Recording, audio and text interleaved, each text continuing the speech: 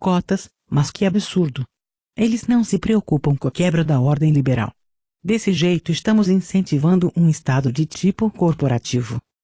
Mas por que você acha isso? Para mim, as cotas são maneiras de quebrar a igualdade perante a lei.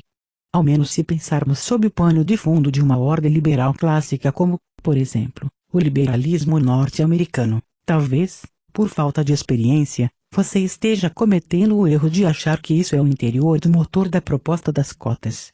Acredito sim que devemos oferecer diversas bolsas e vantagens para determinados grupos sociais, assim como uma crescente conversa na sociedade a respeito de inclusão social. Aos meus olhos, isso se soa como se estivessem tentando transformar a vontade de uns poucos na vontade de todos, e isso tem um forte traço populista. O melhor seria você tentar compreender como as cotas são genuinamente, e não apenas pelo que elas defendem, mas pelas razões de seus propósitos. Mas as cotas nunca poderiam ser parte de uma política educacional. Nunca poderiam participar de uma ação que visaria dar educação para negros e índios que, certamente, pelo processo histórico, caíram em uma desvantagem social profunda. Pois, se assim fosse, todo e qualquer grupo social deveria ter direito às cotas, bastando ao grupo exibir a história de como chegou à situação de excluído. Entendo o que você quer dizer, mas você deve concordar comigo que quando inserimos pessoas de diferentes etnias em ambientes de mútuo convívio, como por exemplo, as universidades, o preconceito tende a ir diminuindo. E isso, meu caro colega, não traz benefícios apenas aos negros e índios que foram aceitos nesses lugares, mas ao país como um todo. É possível que com a ajuda das cotas, em alguns anos surja uma classe média negra bem escolarizada. Dessa forma, eles deixarão de ser apenas pessoas que dependem de ajuda por parte das ações afirmativas para, finalmente, entrar em uma posição de igualdade, na qual a igualdade perante a lei seja realmente efetiva. Eu ainda acredito que utilizando da política de cotas, acabamos por desconsiderar a ordem do liberalismo clássico. Na verdade, a política de cotas está baseada em uma visão muito próxima do liberalismo. Basta para tal imaginarmos como funciona a justiça de Rawls em uma sociedade liberal. Ele propõe que cada um de nós se coloque no lugar da figura do legislador. Esse legislador deve propor uma carta de direitos e deveres para uma sociedade que, a partir daí, será uma sociedade justa. Após ele elaborar a carta, terá de se dirigir ao seu lugar naquela mesma sociedade que regrou. Para que ele faça o serviço de modo bem feito, Rawls pede que ele, o que vai legislar em favor de uma sociedade justa, ponha no rosto o véu da ignorância. E o que seria esse véu da ignorância? Simples, uma venda nos olhos de modo que ele, o legislador, não saiba em qual lugar ele próprio irá cair na sociedade justa que criará.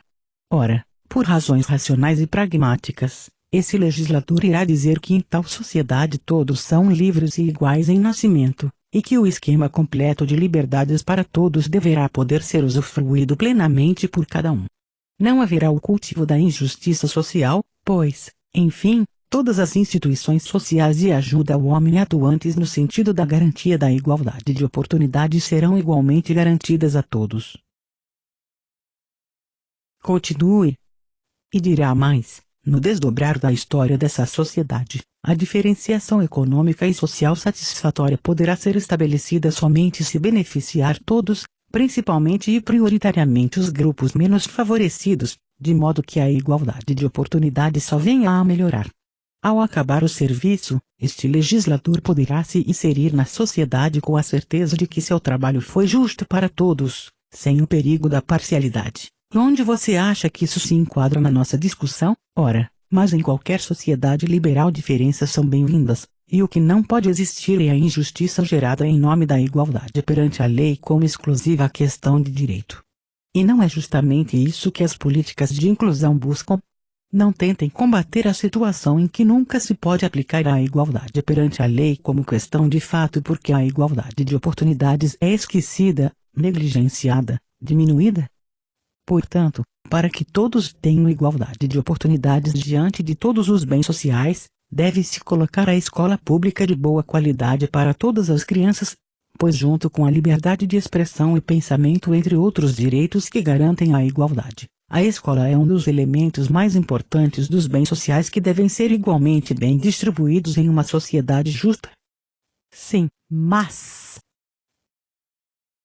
Não, me deixa terminar.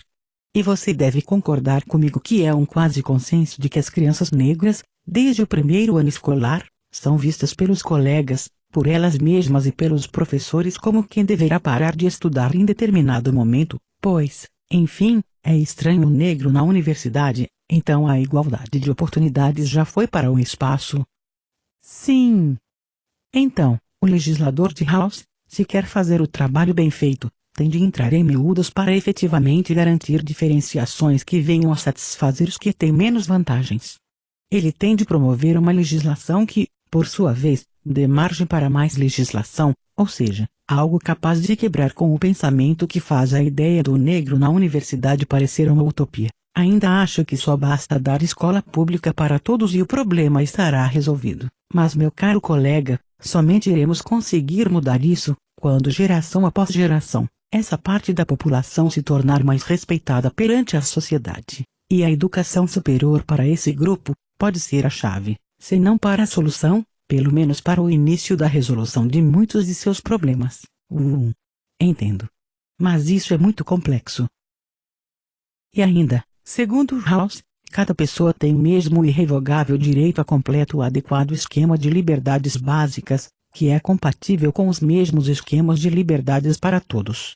Ele diz que desigualdades sociais e econômicas são satisfatórias em duas condições. Primeira, elas devem estar ligadas a empregos e posições abertos a todos sob condições de justa igualdade de oportunidades. E segunda, elas devem beneficiar mais os membros menos favorecidos da sociedade. Tudo bem, entendo o que você quer dizer, mas, mesmo assim, não concordo e ainda sou extremamente contra o sistema de cotas raciais.